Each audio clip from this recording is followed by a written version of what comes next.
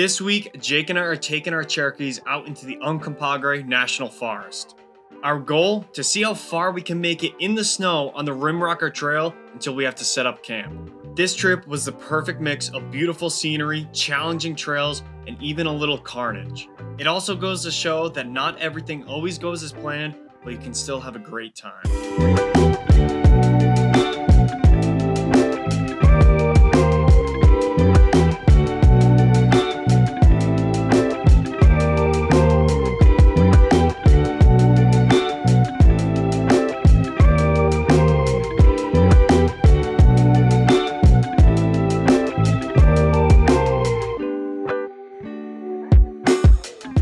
Welcome back, everybody. I'm sorry it's really windy and I have a really small skinny tripod. It's not doing the greatest. But anyways, Jake and I are at the start of the Rimrocker Trail here in Colorado. It's a really famous overland route. It ends in Utah and it's 160 miles long.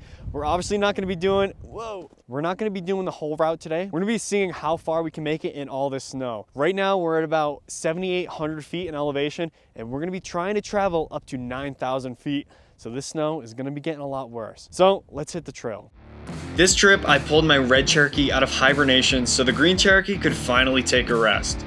I also realized it hadn't made it into a YouTube video in about 5 months. It has lockers front and rear, coils instead of leaves in the back, long arms, and an AX-15 swapped into it. All those things make for a great combination out on the rocks back in Moab, so I'm excited to see how it does today out in the snow.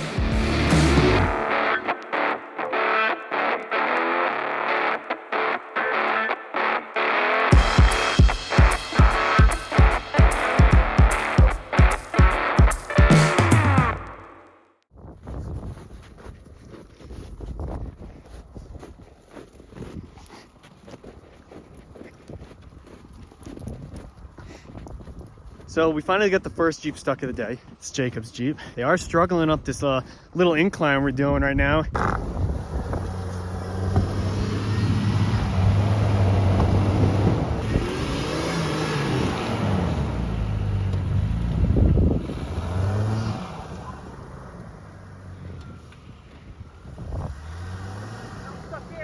So we were not able to do a self-recovery.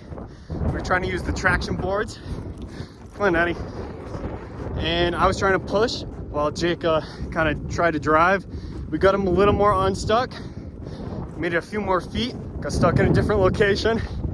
I think what has to happen is we're gonna go get my red Jeep. I'm gonna give him a tug and try to pull him up this mountain. Hopefully that goes well. And we'll go from there. I think once he's in my Jeep tracks, because he kind of fell out of them, he won't have a problem.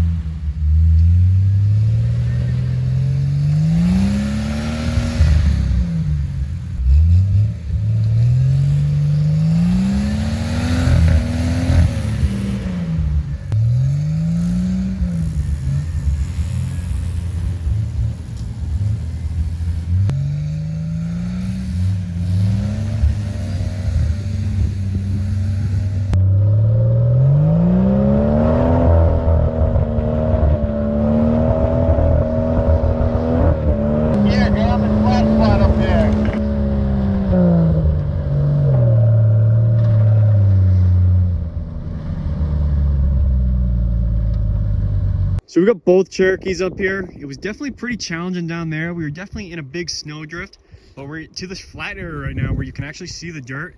And we're gonna have some lunch. Then we're gonna continue on the way. And it looks a little more promising up here. There you go, turn off that microphone. After this point, we did good for quite a while. We kept the kinetic rope between the two Jeeps just to save time and not have to get out to keep hooking it up. The snow was coming down pretty good and making for even deeper snow drifts, and we found that out pretty quickly.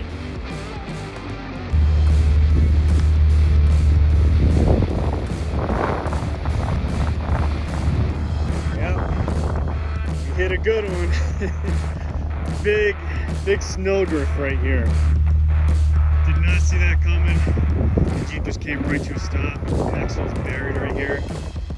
This is not deep whatsoever though, so I think if I can get back somehow, if Jake can maybe give me a tug, then we'll be able to get me back, and then we can come through this way and continue on the way. We were able to work the red Cherokee out of this snowdrift and off to the side where the snow was not as deep. While we were here, we had a few snowmobilers come by and told us that up ahead, the snow was only getting deeper. We finally pulled the winch out for the first time today and hooked up to Jake's Cherokee to get him out of this drift. I've put this 12,000 pound Badlands winch to work before, but it definitely got a good workout on this trip, and I'm really glad we didn't have any winch issues. Coming out to this area this time of year without the correct recovery gear would be a really bad call. I would definitely recommend 2 or 3 vehicles minimum, a winch, kinetic rope, plenty of soft shackles, and a tree saver. As much as I wanted to make it further up the mountain, this snow has proven to be a little much for these Cherokees, so we turned around to make our way back down the mountain. I have an area in mind for a potential campsite that Ash and I scouted out last year at a slightly lower elevation. From this point on, we planned for smooth sailing and to get to camp before dark. That's where we were wrong. All right, I've been waiting for this day for a very long time. Yeah, we had some carnage. Yep. And it happened a while ago, and then we made it all the way over here, but we finally had a Dana 30 axle shaft break. Not the axle shaft, the actual U-joint. It snapped in half, was making a lot of nice noises. So I knew it happened. It happened down the hill, like a ways back. Then we came down into this, and I'm not gonna be able to make it up top here unless I have 4-wheel drive, so I pulled off right here. We're gonna get it replaced because I have some spare axle shafts, because like I said, I've been waiting for this day for a very long time. And then we're gonna try to get up this hill, and there should be a nice camp spot right up on the hill.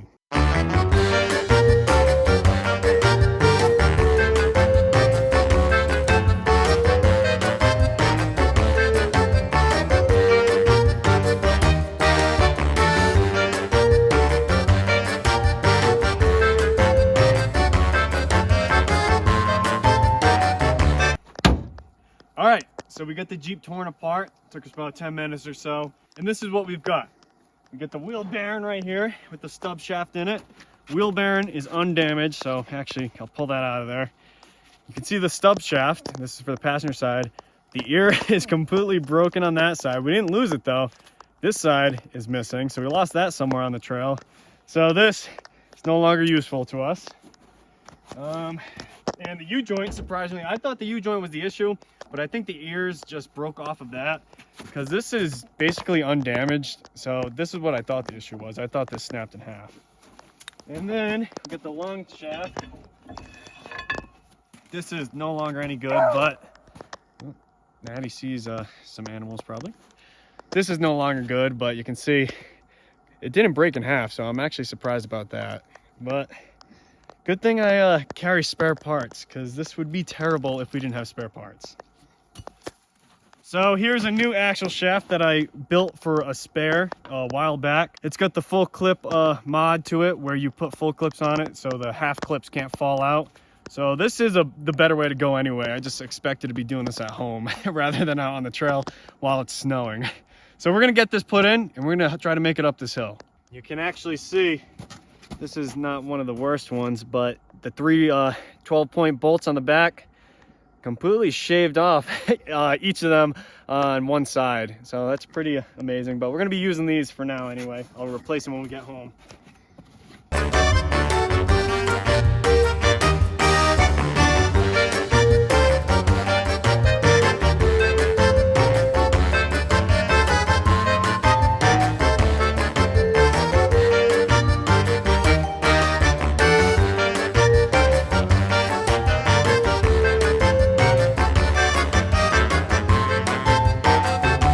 All right, so we just got the Jeep put back together, and I think that roughly only took 30 minutes or so.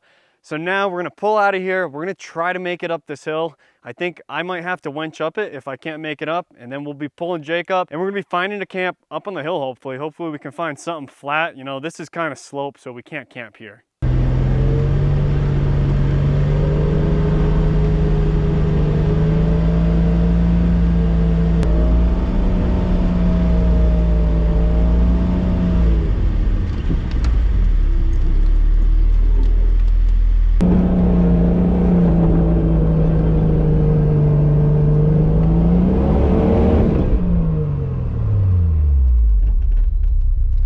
We're going down. All right. Shoot, is there anything we can winch to? You can probably go right over this, because after you get over this, there's multiple places you can winch from it, even if you do get stuck. And it's not deep over here. All right. Where's your soft shackle?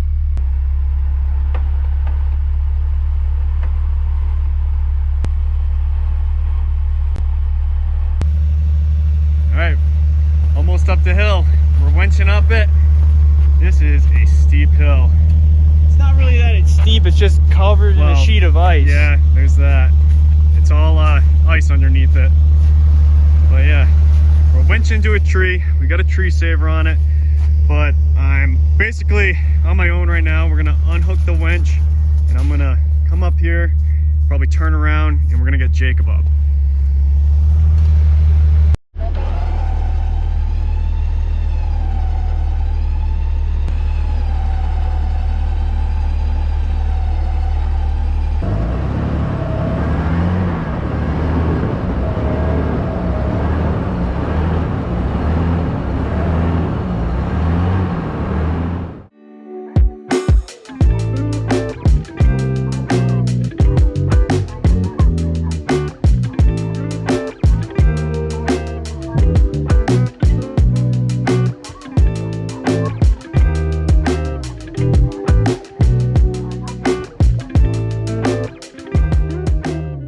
I wanted to show you guys around the ground tent just a little bit. We don't got too much going on in here. Basically, we got our regular old sleeping bag. We got some clothes drying on the side right here. Now, let me say that this tent is the perfect size for just me and Natalie. It would probably be way too small for Ash-I and the 3 pups. Over here, we got some of the camera gear. These 2 boxes, this is the drone and some other gear, and that yellow bag is a lot of other camera gear, everything we use to make the videos for you guys. We have this bag. This is my clothes bag. Got some more clothes drying right here. We got little Natalie right here sleeping where I need to put my head. And right here we have the inlet, or the outlet, I guess, the inlet for the tent for the diesel heater. Now this diesel heater is working incredibly well, better than I thought it would work actually. And you can see right here, I have the outside temp. I have a little thermometer outside connected to this. It's 36 degrees outside, and inside this tent, it's actually 77 degrees. And it's pretty crazy because earlier it was 90 degrees inside of here. You know, I turned it down since then. That's incredibly warm, way too warm to be comfortably sleeping in my opinion. But we're gonna keep this thing going tonight and see how it does. Next week, we're gonna have an entire video dedicated to the diesel heater.